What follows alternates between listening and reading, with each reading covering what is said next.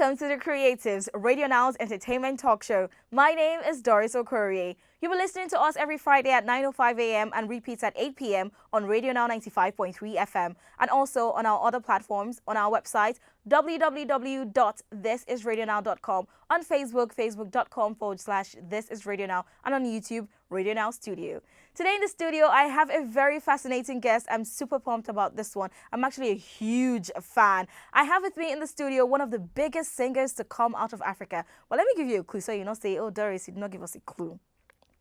I know I can't sing, but let me try. That's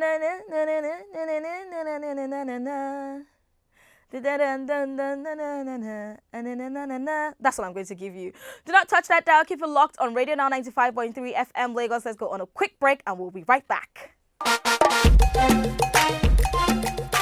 She's an award-winning singer who has won awards such as Best International Act at the World Music Awards in 2014 and most recently winning Best Female Vocalist at the 2022 Headies. She's also an actress who has featured in projects such as She Is, which she co-produced, Ineka the Pretty Serpent, and 50. She's also a humanitarian. Welcome, singer Waje. Thank you so much for coming. Thank you so much. Okay, so Waje, give us a rundown of how you start your day.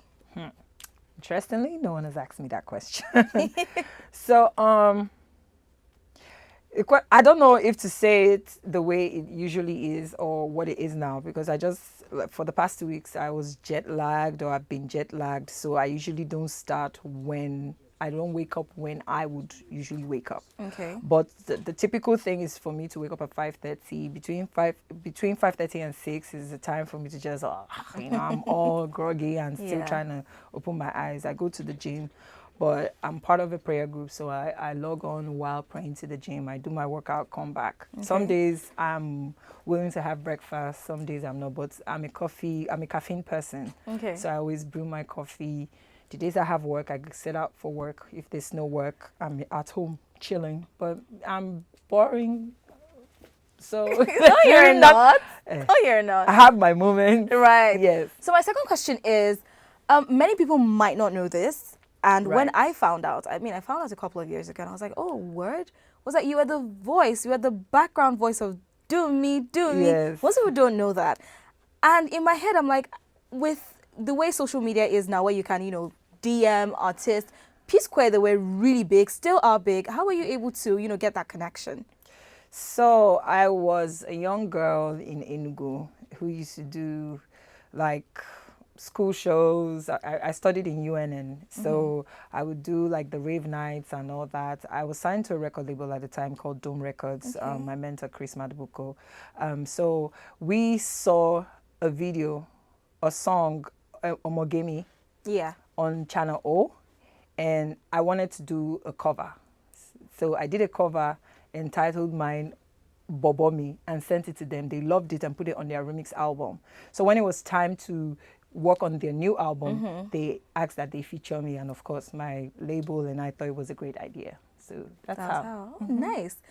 You have said multiple times that you are inspired, or you are still inspired by the likes of the late Whitney Houston and Aretha Franklin, Beyonce. Right, the R&B people. But, you've done a bit of reggae. How would you classify your genre? I don't box myself. So I would say Afrofusion because I'm an African and I use pidgin and language, like my local dialect sometimes in writing. And our melodies sometimes, our African melodies are really strong and all that. And, being the sort of person that grew up in the kind of home that I grew up in, high life is also very dear to my heart, So I would classify my music as Afrofusion, but I don't box myself. Music comes to me in different genres. Sometimes I write in reggae. Sometimes I write in a beautiful love ballad. Yeah. Sometimes na fight song. Like I remember when I wrote Omini Noel. I was born out of anger, and the producer was right there, and I heard the beat, and I was like, "Record me now," because still did my maths. If I write, I go come out. So the chorus and the first verse was literally a freestyle. So Nice. music comes to me sometimes like that. Sometimes I have to be in the company of songwriters. So Okay. I try not to box myself. You never know the one that's going to work Just- for whatever topic or whatever project you're working on. True. Also, most people might not know this, but you come from a Christian background in terms of music. Yeah. Then in my head, I'm like, okay, so how did you go from that background to doing basically secular music? Why didn't you do gospel when you came in? Because I have an understanding that there's no point tagging all the tags. Well, people are called to different things. Yeah. When I was much younger, yes, it was really about creating music. And I really didn't care as much the type of music that I created. I just wanted to sing. That was my happy place.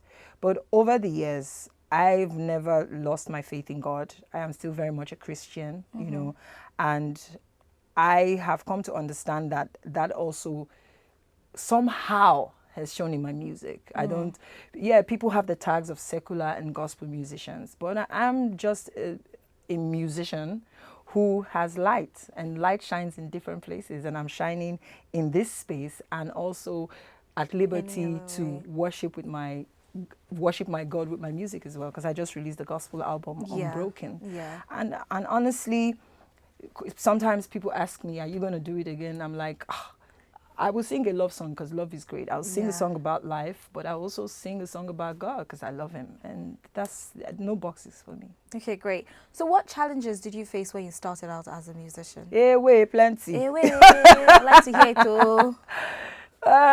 So long. But initially it was, in branding, how to brand myself, because I feel like that's one place that female musicians from this part of the world, we don't pay that much attention to. We're so focused on the singing and getting to the stage that we don't really check, okay, who's our audience, who do we want to appeal to, how do we look so that we're recognizable and stuff like that. So I had to learn on the job. And then because outside the first time I signed with Dome Records, I've always been an indie artist. So I was the one who sort of like funded my career. I didn't necessarily have the capacity in terms of structure to make sure that, you understand, certain things that I wanted to do as a businesswoman, I could do it, So those are challenges as well. And, I'm glad that now, I'm in a great place where we're creating, and I've created and still creating other revenue streams, so that I'm not just a musician, but I'm a brand who sort of has different things that I can channel towards that, will help, so to speak. But for younger female artists, I think it's something that they should really, really focus on. So now that you asked, my manager and I were working on a mentorship program that gives branding a focus, because I feel that many times it's really not about the money, but we don't know. We think, because we don't have $2 million, and all that. But when you're branded properly, the business comes, and that's the truth. I like to always ask background questions because, it makes me understand who, people in the entertainment industry are.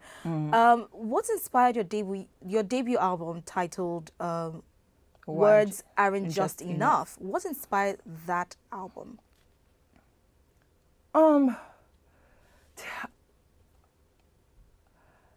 I know I don't want to be cliche. Yeah. I know it would be nice to say, oh, wow, I just want, music is a language. I just wanted to express myself. No, it was really about the market at the time. Okay. And because I had been in the music space without an album for so long, but I had been working a lot with people and features. I had a lot of features and a lot of solo projects as well. I kind of understood what our audience needed at the time. And it was that kind of album that had different genres that appealed, to different audiences at the time. So that was really what it was. Yeah. Okay, that was great to be honest, honest.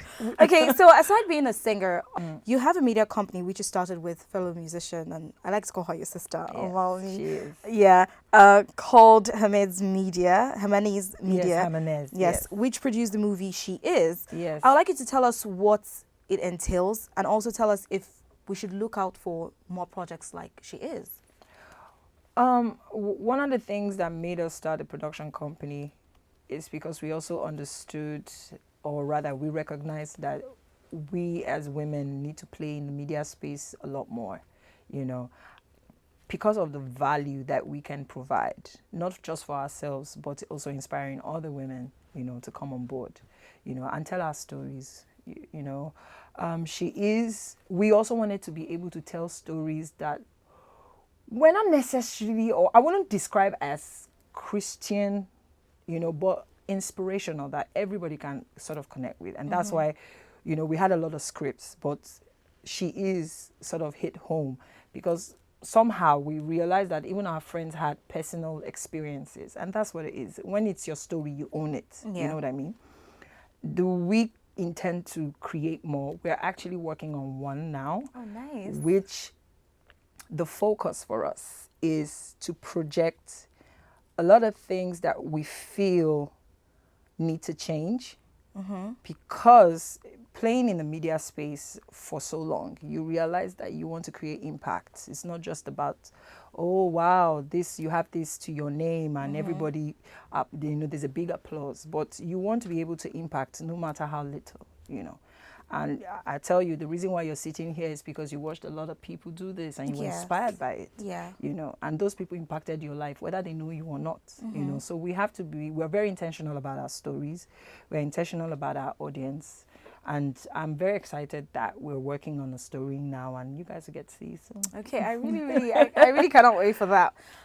So Waje, you studied social works at the University of Nsukka, and you're also a humanitarian. Could you tell us a bit more about your projects?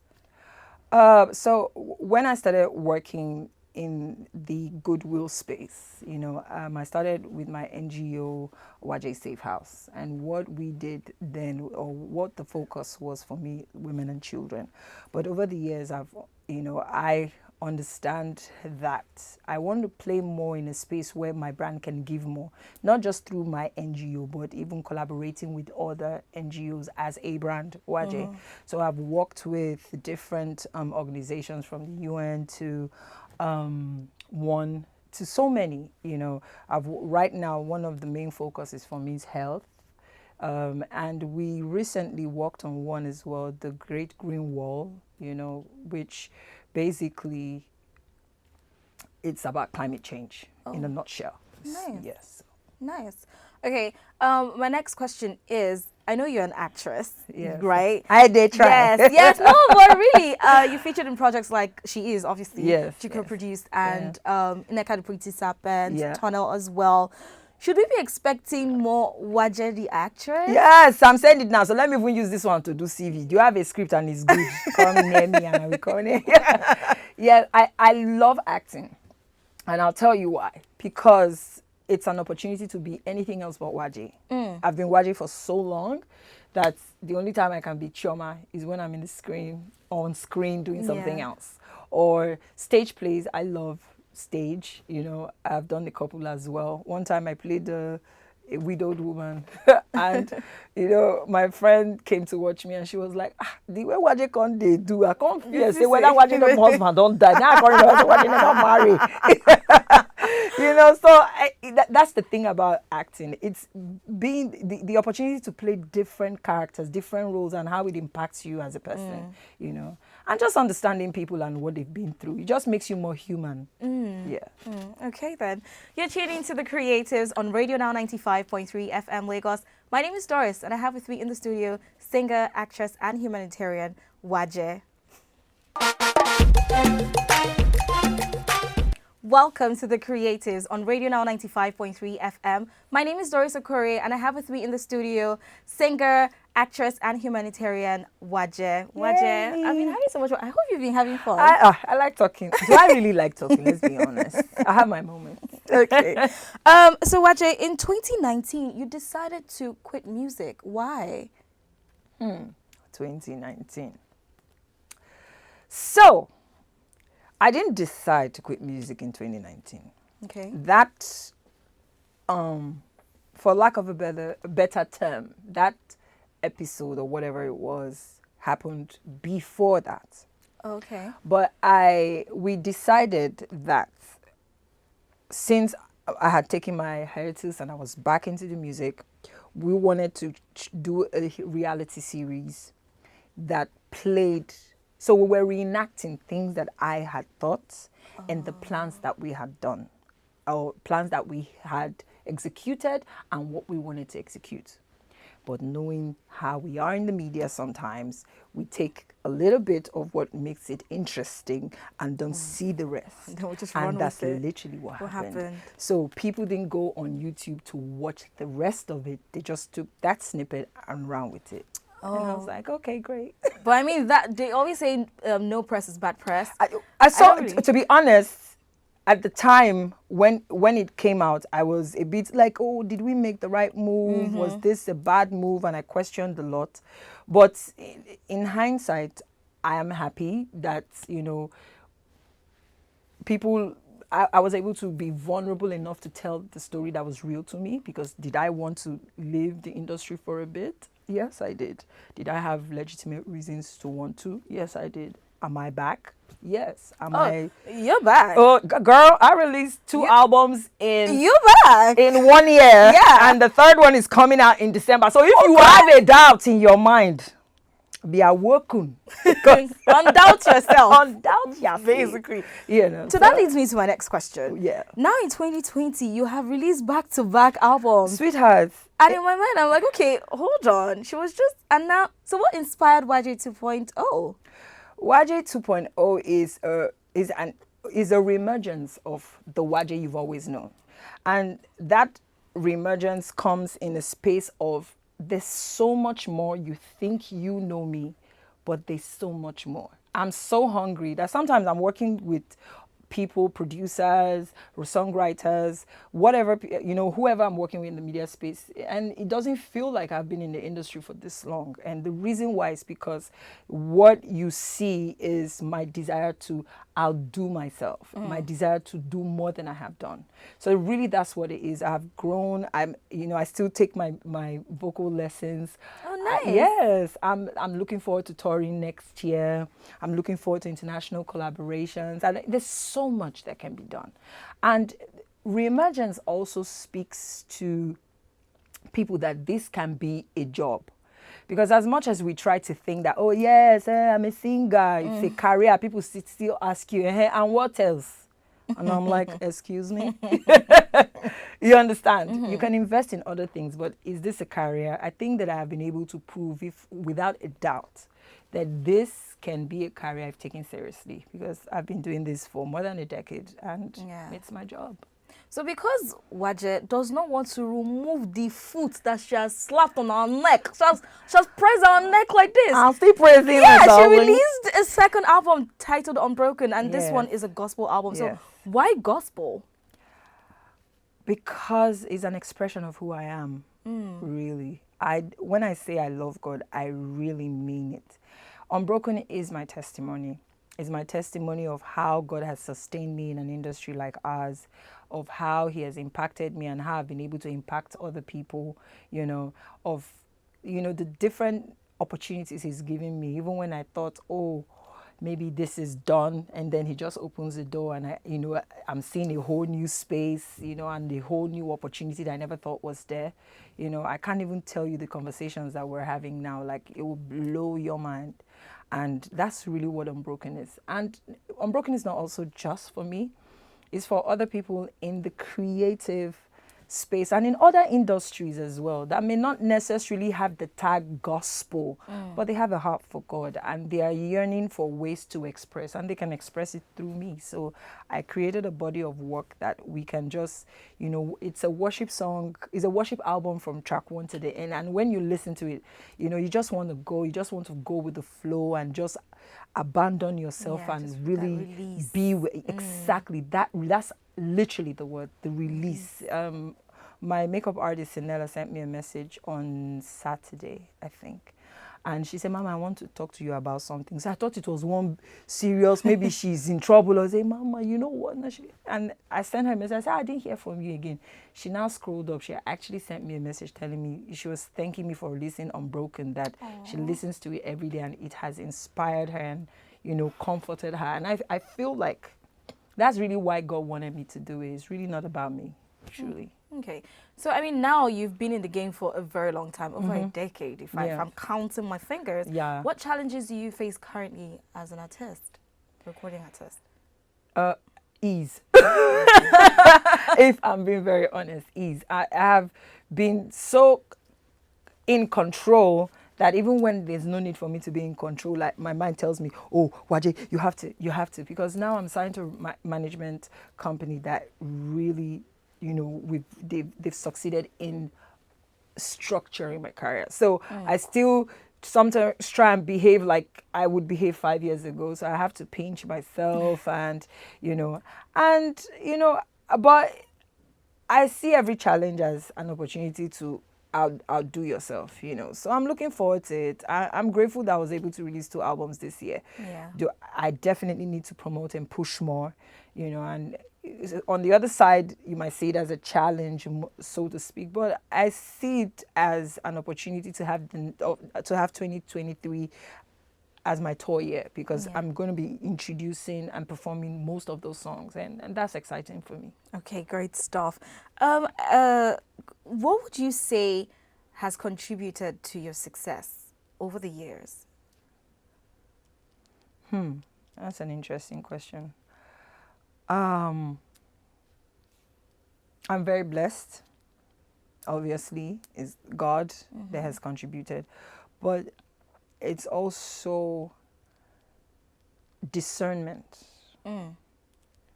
Discerning with people you work with, knowing when to say yes, knowing when to say no, and understanding what your brand represents fully. Because all that, and I tell you that because there are times when it might seem right to follow the trend, but you have to know that that's the time. And there are times when it's not okay to follow the trend. You have to be able to discern and know that that's not the time. You have to be able to discern when the right business comes your way and when people want to take advantage and you're okay with saying no. And all that put in a pot brings success. You can't do without the other. So I would say it's all of that. And to be fair, I have learned on the job, but I think I've gotten to a stage where I'm more comfortable and confident in myself to say, okay, you know what, this doesn't represent me. Let me tell you a story. So I just shot a video, released a song all day, the video for one of the songs on Waje 2.0. And while we were editing the video, I wore these very lovely pink earrings that had something bad or something like that. Now bad is cool. Yeah. Because it means like, it doesn't literally mean, Yeah. But me 5 years ago, I wouldn't care, But now, knowing the sort of brand that we are, my team and I, we're a family brand. I want children and kids to be able to sing and watch my music. My manager insisted that earring be blurred. Now, it might look like something very insignificant, but 10 years down the line, you would understand. So it's little drops like that really bring the success, because then people can really identify you and know the kind of business to bring to you. Okay, speaking on business, you've mentioned business now. You're an actor, and as an actor, there's a script, there's a director, there's an entire team behind the scenes. You just come, where's my coffee? You act your thing and you go home.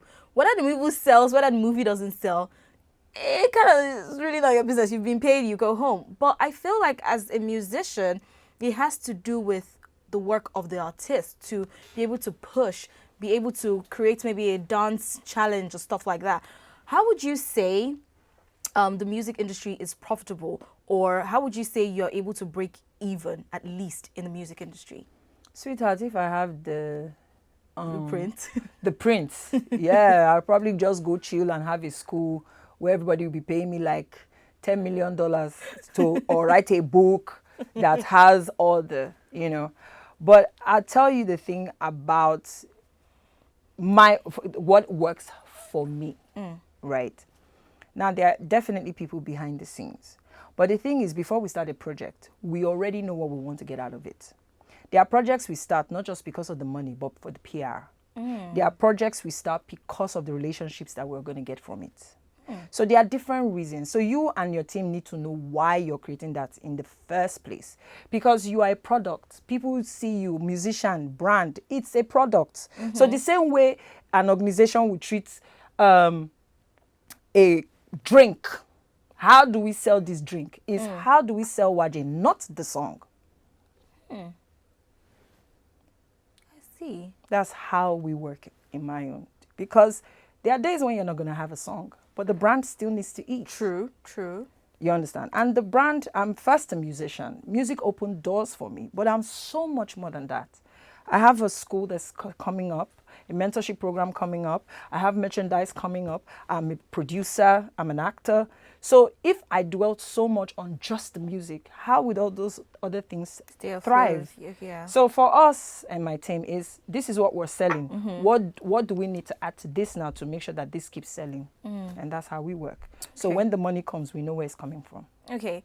With over a decade of experience, what advice can you give to upcoming musical artists? Work hard. There's no other advice. There's no fancy way to say. there's no my slippers was working and then one day one man saw me and said, yes, a brand new shoe. No. There are days, be okay with no. I realized growing up that I wasn't very okay with no, so I never used to ask. I would never ask. I would never have conversations, business conversations, intellectual conversations about where I was going, what I wanted, because I was just afraid of no. But now, I go knock for you. Not be no, they keep it. Period. I was saying no, then I go wait for you another 6 months. I go come knock, say you don't say yes. You're not ready. And you're not ready, So that's, and honestly, I feel like that's something very serious. Be okay with no. Let people turn you down. That's fine. Know that it's just because that's where you are now. It's definitely going to change tomorrow as long as you're consistent and you work hard. Don't be afraid to fail. Don't be afraid to pause, because also I think people have, put failure or waiting video Yibo, like they've made it feel like, oh my God, you are so failed, so nothing can happen. But you've had situations where people were quiet for so long and then next thing and you think they were quiet, they were just working behind the scene. You just were not paying attention because in your mind you thought they were failing. You understand what I mean? So for younger, upcoming artists, I know it's hard. It's an industry that is not exactly very fair, but you have to be consistent. Don't be afraid to fail. When you fail, figure out why you failed or what you failed at and how you can improve. And then what's the next step? Move on. My manager taught me move on. We would tell you, I've moved on from it. So while I'm still sulking on something that happened, I've moved on. So I'll carry my head. I said, well, we don't move on. Wait till the next project. You can't cry more than the bereaved. Right.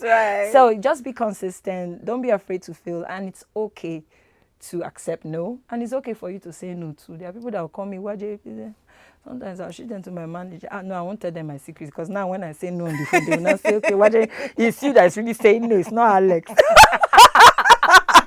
It's Alex, so it's not me. It's her manager. It's not her, please. My manager is so wicked. You don't use to agree. So, Waje, what is or are your philosophies in life? Can we exhaust my philosophy? I don't think we can. But one major one I'm going to say is that life is a canvas. You are the painter. And every painting can be beautiful.